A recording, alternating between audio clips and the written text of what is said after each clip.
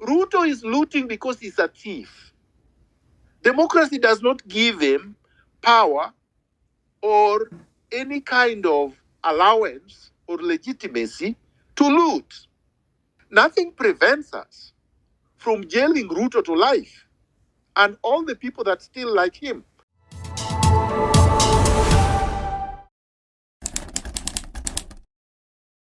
First of all, the government of Kenya is not a labor migration consultant.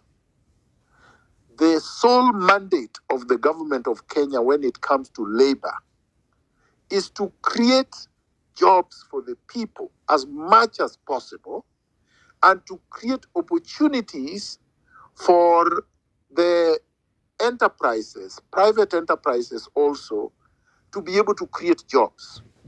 So basically, to build factories, to build assembly plants, to make sure that we are food secure, to make sure that we use science and technology to create opportunities for our people in the public sphere. Public jobs is very important for all countries in the world. The public sphere is the greatest employer in the entire world. Let nobody tell Kenyans that public employment is not important. It is important, and it is why we are running for public office, is to make sure that we create public jobs for Kenyans. That's number one. And also to make sure that we have appropriate, adequate, competent education and skills for learners so that they are competitive both locally and internationally. And when Kenyans get jobs abroad, to ensure that we have arrangements with foreign countries for the protection of our citizens who work abroad. And if things happen the way they have been happening in the Middle East, for example, where Kenyan workers have been abused, have been killed, to take it up with those governments to ensure that this does not happen again. Our government has not done anything. Our government has not even fought for the compensation of those who have lost their limb or lives abroad. And that is a shame. And we should not accept that. But this idea that the government of Kenya becomes a recruitment agency for foreign states is degrading. It's disgraceful. The government of Kenya is not a recruitment agency for foreign entities or foreign states. Those foreign states have created employment for their people abroad. Our government must create jobs for our people in Kenya.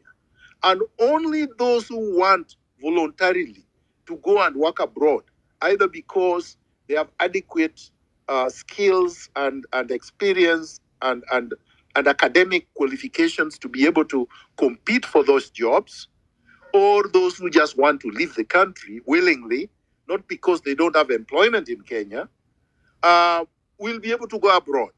That is the way it should be. But it should not be that we are chasing our people to go abroad. Who negotiates for Kenya? Well, we know that if it is a question of bilateral negotiations or multilateral negotiations, the government of Kenya is supposed to negotiate for Kenya. And the government of Kenya, when I say the government of Kenya, I mean the people who are holding significant positions at the state level, the Attorney General, the ministers involved, and sometimes the president negotiates on behalf of the people. Because at the end of the day, it is the person that you have elected at the highest level in the country. And if anything goes wrong with these negotiations, then that is the person to be brought to account. Anyway, so let me go to something that Chacha said. Chacha made a declaration with no proof at all that you are a dual citizen. I don't know when I told Chacha I was a dual citizen, and I don't know where any evidence of my dual citizenship was tabled. When the last time they claimed that and they went to court, they lost. So I don't know why Kenyans have this tendency to just repeat propaganda and lies, even when these matters have gone to court and have been disproved. So there is no proof that Miguna is a dual citizen. Having a passport does not prove I'm a citizen. And I think Kenyans have to be careful when they make these declarations. Because number one, I just told you, and it was in the press, that the leader of Janjaweed and his brother are holding Kenyan passports. Are they Kenyan citizens? Mandela, before he was arrested and jailed, was traveling with a Ghanaian passport. Was he Ghanaian? Raila Odinga, when he went to East Germany to study, went there on Tanzanian passport. Was he Tanzanian? Ngugi wa Thiong'o, when he fled Kenya and went to Britain in exile in 1982, traveled on a Ghanaian passport. Was he Ghanaian? John Garang, when he was struggling for the independence of Southern Sudan, held a Kenyan passport. Was he Kenyan? So if all these things are happening and you know they're happening, and these people have passports and they travel with them, passport is a traveling document. And I can travel with any passport of a country that gives me one.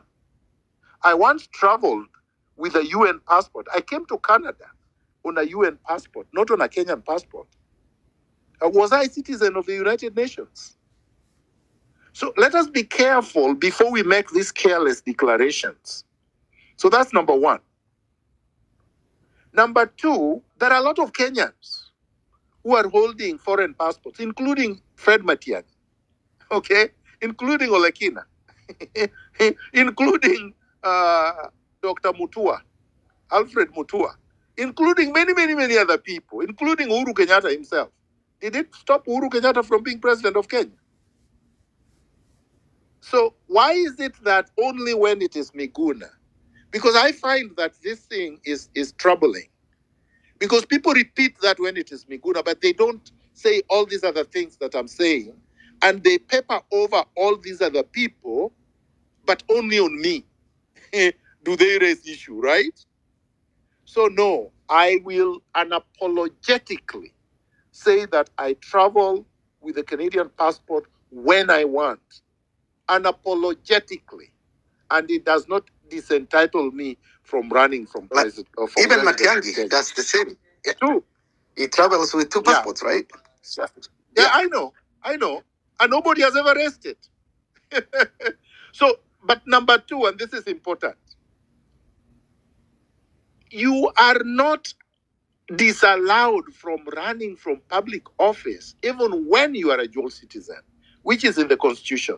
What the Constitution requires, and the courts have made this crystal clear, is that you can run for office, but at the point at which you are being sworn in, you must show that you have renounced the second citizenship, so that when you are sworn in as president, you are only a citizen of Kenya. That's what the law says. So who says that even if I was a citizen, and I'm not saying I am, even if I was a dual citizen, that I would not do exactly what the Constitution says and the courts have already clarified. You see? So it's a non-issue. It's just something that is used to distract. And I'm not saying Chacha did it to distract. I'm saying it has been used to distract. Now, he raised an important issue on China. And he said that, are we wrong? Is it a tragedy to go on with this myth of democracy? Because when we look at countries like China, the Chinese model has worked, and I guess is implying the Chinese model is not democratic. So that's a subjective thing. First of all, I don't want to be bogged down with the Chinese model. The Chinese model works for the Chinese. You see, a system has to work for a people. And we cannot say because that system works for those people, it is the system that will work for us. For us as Kenyans, we have chosen a constitutional democratic system. And we have our Constitution of Kenya 2010. That's how we have to govern ourselves because that's what we chose. Now, this is the system we must make work for us. And it is not that difficult. It is not a tragedy. Democracy cannot be a tragedy. You see, that would imply that Ruto is looting public resources because of democracy. No. Ruto is looting because he's a thief. Democracy does not give him power or any kind of allowance or legitimacy to loot. Democracy does not kill. The essence of democracy is that the people govern themselves. That's a beautiful thing. It does not give anybody power to mismanage the people. What is happening in Kenya is an abuse, is a debauchery of democracy. It's not democracy. It's a debauchery of it. So we must reject this idea that democracy is inherently inefficient, that democracy is inherently inimical to progress, to development, to prosperity. And that we have to go to a system other than what we have to develop at the rate at which China has done. What China has done, really why it is stunning, is that it punishes very severely theft of public resources, any kind of abuse of its system. And that we can do under our system. And that will fall neatly under the Constitution of Kenya 2010. Nothing prevents us from jailing Ruto to life and all the people that still like him, including Uhuru Kenyatta. Nothing at all. And I would tell you that if I was elected president, I would do exactly that.